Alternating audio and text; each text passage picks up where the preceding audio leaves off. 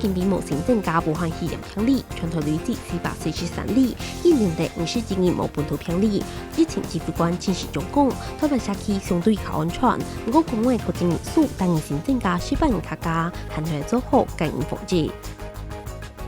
为了确保防治机制，指挥中心讲，限制为持续强化治疗照顾体内，民用感染传播速度保全提升能力，维持治疗照顾体内运作生态目标，降低冲进同死亡人数，确保那些疫情发生时，由长久嘅治疗量能来应变。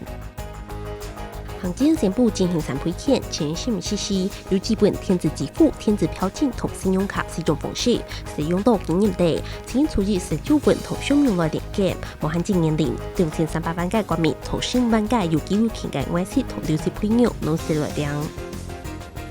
國內對3月19日起禁止外國人入境，5月初新嘅處置公布金融營商防治措施，主要係台灣投資，唔過注冊到別國嘅經營上問題，唔過無法通入境台灣，未無法突轉不卡，土船通未本人橋白嘅流通，嚟到唔合理嘅對待。